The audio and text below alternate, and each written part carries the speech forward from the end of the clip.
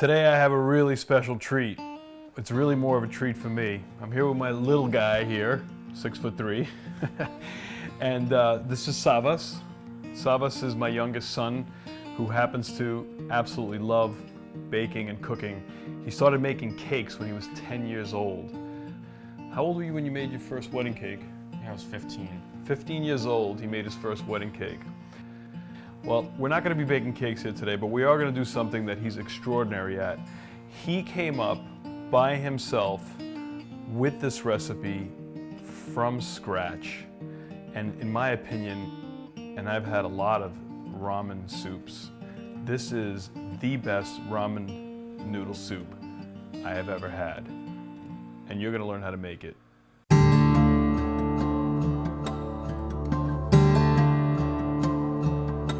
So Savas is going to take over the lead today. It's a great and easy day for me. I don't have to do any of the work. He's going to make the ramen noodle soup. And Savas, I don't know how you're going to begin, but why don't you show us how you start with the soup? So first we're going to start by cutting up the vegetables that we're going to saute in our pan. So I'm going to start with the onions here and cut them down the middle. And then I chop off the ends, or actually I just chop off one end. And you see this root here? I like to keep it on. It makes it a lot easier to dice the onion. I chop them down, but not all the way back, just so that they stay attached and I can hang on to the individual strands. That's an interesting technique.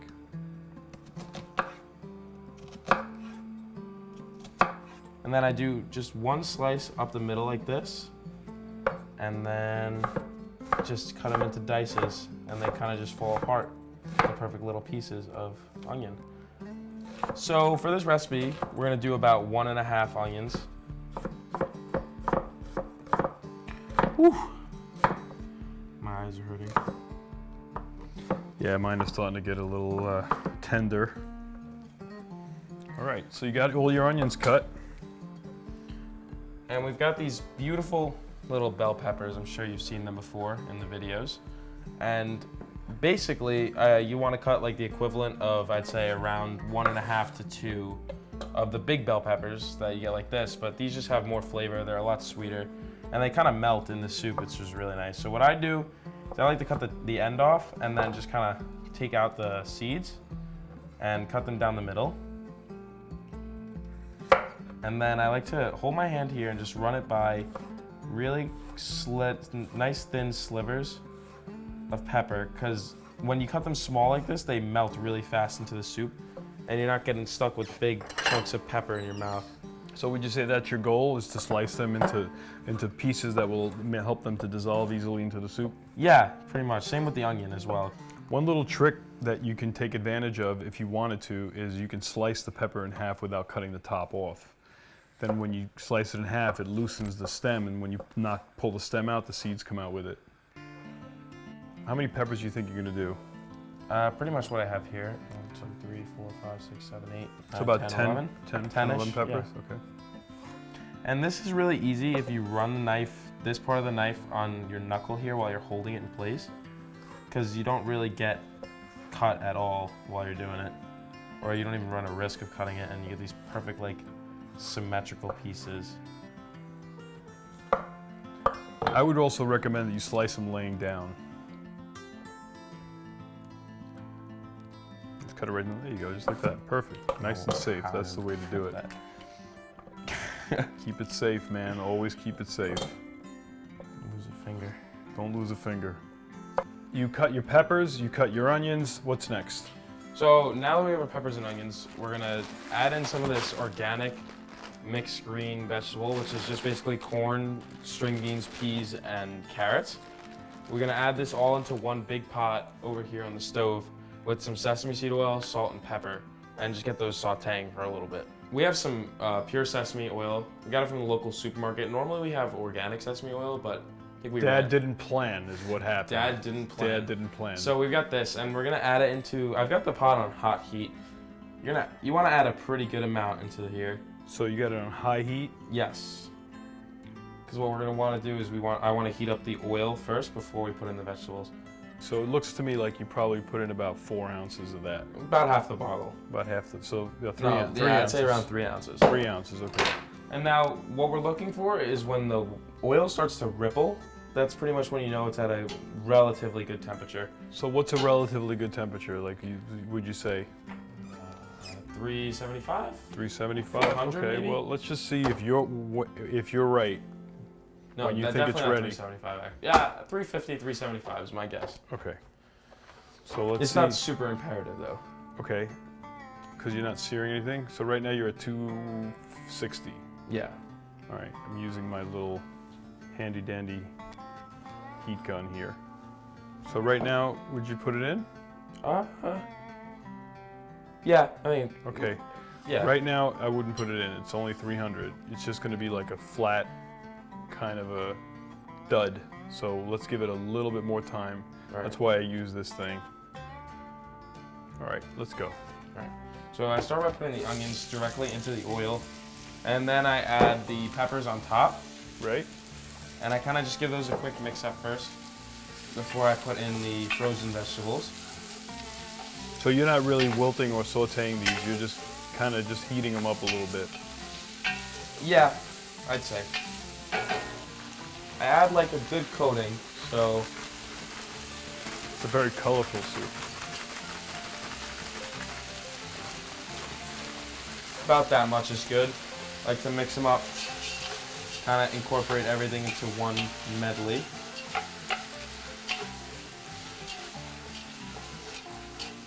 And then I like the vegetables to have a shine to them. So if I don't put enough sesame seed oil, it's not that big of a deal. I'll just add some more. But right now this is looking pretty good. They're kind of glistening in the light from the stovetop, which is good. Oh, I see what you're talking about. Okay. So now, this part is kind of important. You add a little bit of pepper and a very little amount of salt to these. And you gotta be super cautious on the salt because we are adding soy sauce in later and other salty ingredients, so you don't wanna over salt it. So I'd say a couple pinches of this Himalayan sea salt. Okay. This is really good and great salt.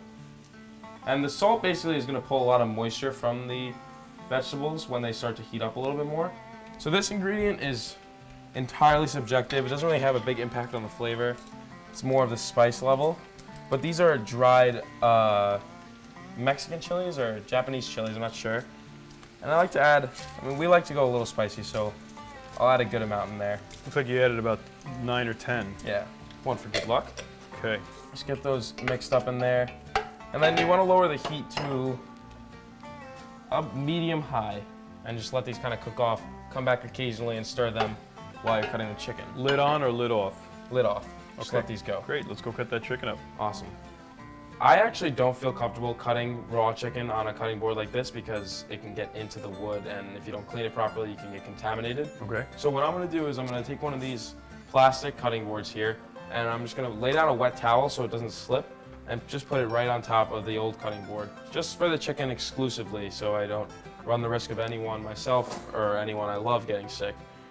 And we're gonna take this chicken and take the meaty part and you cut it into little strips, just like this. So it looks like they're about 1/2-inch strips. But just getting back to that cutting board, and this is really an important point here. At the restaurant, as a professional, we have multiple colored cutting boards. We use yellow for chicken, green for vegetables. We use red for beef, and then we have a white one that we just use for things that are non-toxic or can't get anybody sick, like bread. It's a great idea if you can pick up these thin, multicolored cutting boards from Amazon. I'll put a link down below for those. It would be wise to keep your family safe. And remember, anytime you do use a cutting board, washing it doesn't necessarily take away the risk of illness. You really either need to throw it in a dishwasher and let it run its entire cycle, or you need to wipe the whole thing down with a bleach solution, as I've done in my other videos. So this is also one packet of chicken thighs from Costco. And I'd say this dish could probably feed around, how many people do you think this could feed? I think you could feed about 8 people. Yeah, I'd say 6 if you're really so hungry. Now, you know I have this scale I use, right? It's called the PETA scale. Oof. So what would you say, how difficult is this dish? So I'd say this is definitely around an 8. This is definitely, it's a lot of steps that go in that you need to remember to do this dish. But on the outcome scale, 10? you get a nice 10 out of this 10. one. It's funny because when you say ramen and you talk about a 17-year-old, most people think I open a plastic packaging and throw it in a microwave. But it turns out we don't even own a microwave, so I learned the hard way. So the nice part about these disposable cutting boards is that you get to pick them up and just kind of bend it, and you can put all the chicken in at once. And then when you're done, you just take it and you put it in the sink. Simple as that, no contamination. With the chicken in here, now you can't do any taste testing, which is probably the worst part about putting chicken in this until it's cooked. But I don't add much. I just take this paprika and you just want to put a very good amount on it. Now you can also do hot paprika if you're on the wild side, but I think we got enough with these peppers here.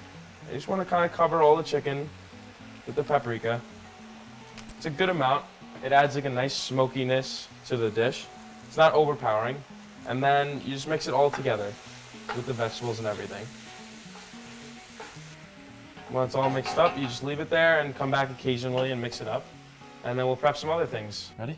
Yep. So while we're waiting for this chicken to to cook. Okay, I'm gonna do that again, okay? It's fine. So here is a 4-cup measuring cup. And what I'm gonna do is I'm just gonna fill it with some lukewarm water. Lukewarm to hot water. All the way to the top. So you're gonna do 4 cups. Yes. Okay. Well, after I add the chicken broth though, I do an additional 4 cups of water. Okay. Here we have this really nice bouillon base. It's really flavorful. It's not super salty. I take about a scoop and a half, so like a very big scoop. And the thing with the warm water is it'll dissolve it right off the spoon. This stuff's really sticky and you don't want to be touching with your fingers. I'm taking another half scoop-ish. Okay. And then you just want to mix it with the water. You don't have to mix it that much to the point where it's all dissolved because it's going to do that later in the pot. But yeah, so then we're going to put that to the side. These are our baby Bella mushrooms. Okay. Now I've noticed that in the past you've used like shiitake and maitake mushrooms and oyster mushrooms. I have, but the local club sells these super cheap and they're really good. Yeah. And when you cook them up in the pan, they really come out amazing. I have used shiitake. Shiitake are definitely my favorite to use, but these are really good. So what I like to do is I trim the ends of the stems off. The next step is you want to slice them. Actually, you want to take a towel, like a damp rag, just wipe the tops of them off, and don't want to be eating dirt. Now with these mushrooms, you're going to want to cut them super thin because they cook up better when they're small. So. The next step is to add the chicken broth that we prepared earlier. Now the chicken is cooked and the vegetables are starting to wilt, we're gonna add some of our coconut aminos, which is a very good gluten-free option. And it's not like traditional soy sauce. It's a little sweeter and a little bit more of a teriyaki taste, but it comes out a lot better with this in it actually because it adds that. I usually put agave, but with this I don't need to and it comes out really good. So you use basically roughly a whole bottle. A little more than a whole bottle. Okay. It comes out perfect. And then now we wait till the soy sauce starts boiling and then just give it a mix. So now that it started boiling, it happens really fast. Once the edges start to boil, you want to add in the chicken broth from earlier. Pour in that full 4 cups. And then we come back over to the sink and I like to just fill up another 4 cups of water and just get all like the remnants of that chicken broth in here. Give it a little stir and also pour that in. So a total of 8 cups of water. Yep. All right, so now that our water is really boiling hard, we're gonna add our eggs to the water. Okay. So you wanna pop them all in pretty much at the same time or within a couple seconds of each other, just because they're really temperamental and they cook fast. So the first thing I do is I set a timer for 7 minutes and 15 seconds. So I'm just gonna set it for 7 minutes. because we don't have the seconds option, I get a bath of ice water ready for when the eggs come out. Because when you take the boiled eggs out, they continue to cook in their shells. That's not what we want, because we want them to become really hard on the outside and really soft on the inside. So I'm gonna take this Chipotle hot sauce we have from a local place that sells hot sauce near us called Pain is Good.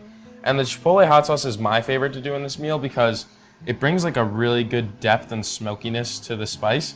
So you're not just getting smacked in the face by cayenne or by something, you're getting hit with like really flavorful spiciness, which is always good. I absolutely love the Pain is Good. That is one of my absolute favorite hot sauces. So I like to just pour it, kind of give it a count. 1, 2, 3, 4, 5, 6, 7, 8, 9, 10. And that's completely subjective to your spice tolerance or how much you like. It just adds a really, really super nice flavor to the dish. It makes it smoky, it makes it rich, it's not incredibly hot. It doesn't add an enormous amount of heat to the soup. It really gives it a nice balance. I know it's odd adding a chipotle to an Asian soup, but this really does go extremely well. Probably the most flavorful oil that I like to use. Of course, I'm Greek, so I'm a little biased, but it's just really nice for the mushrooms.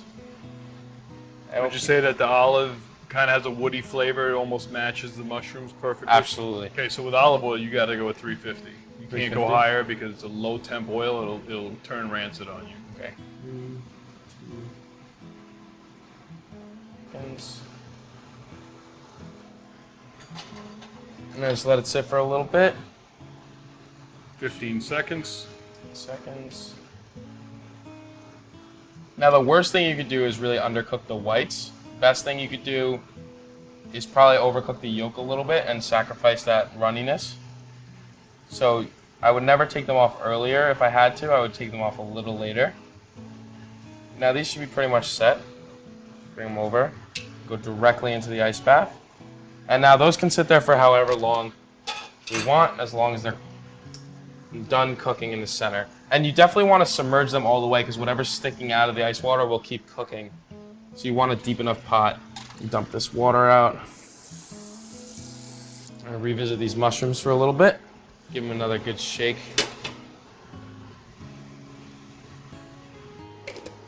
Two pinches of Himalayan and a little bit of pepper. You can go straight on top because again, we're gonna mix them up. And you'll see the pan's gonna start filling up with water. That's just straight from the mushrooms.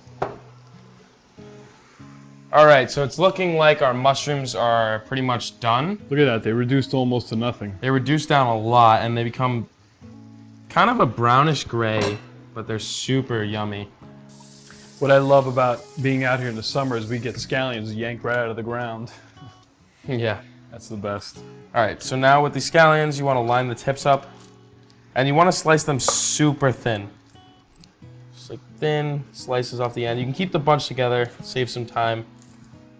If your knife skills aren't as good, you could just separate them and do them individually. We're gonna check out these eggs. So I haven't really mastered a way of cracking them flawlessly.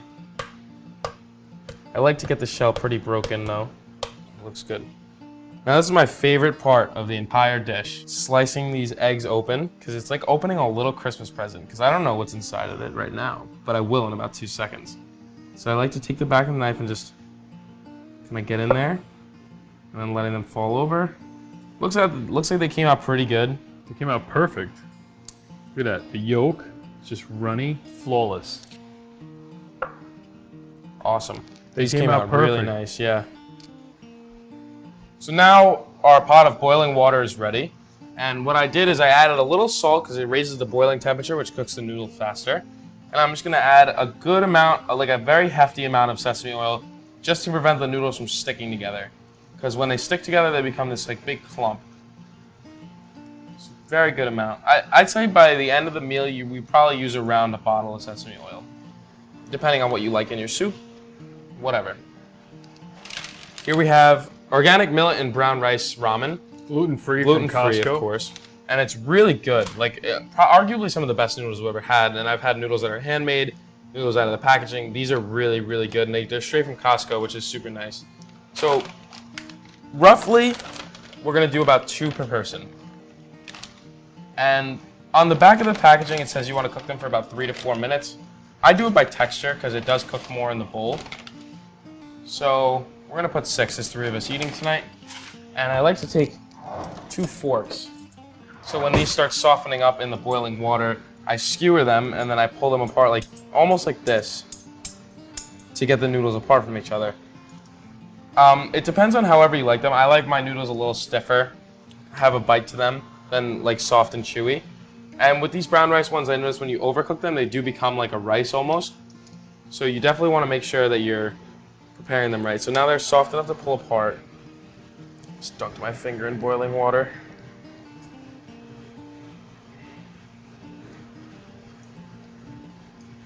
And we already have a colander set up in the sink to catch the noodles when we're ready. So they come apart really easily.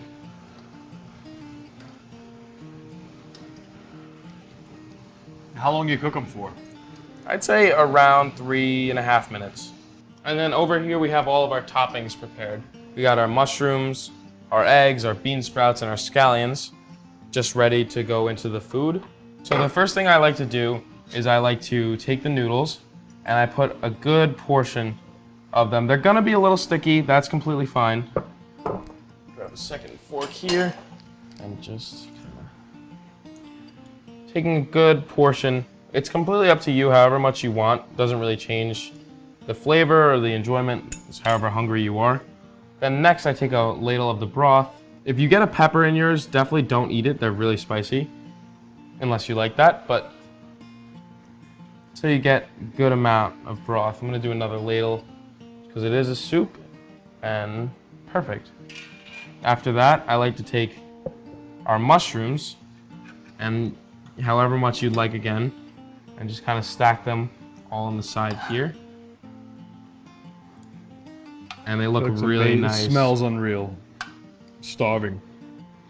And then the next thing I do is I take our bean sprouts here, which these are really nice. We got them from our local market. And what they do is they stay like really cold while they're in the middle of this hot soup. So you get these really refreshing bites of these bean sprouts while you're eating this like spicy and hot temperature soup. And I like to put a good amount on there. 2 for good luck. And then I take my egg and I like to rest it somewhere dry so the yolk doesn't keep cooking. And I finally top it off with a good serving of scallions. And then you have your spoon, goes here, and our chopsticks. That's ramen for you guys. Thank you for watching. That is absolutely stunning. So, you can tell I'm a little bit of a proud dad. Thank you for giving me the time. I know you had a lot of homework today and I really appreciate you doing this. This is awesome ramen. I highly recommend you venture into this and try it yourself. You can subtract or add whatever you wish. If you don't want to have the Pain is Good hot sauce in there or the chili peppers, that's fine. Play around with it any way you want, but here's a recipe right on the money. Thank you for tuning in. Remember, you got to save healthy. Bye, guys.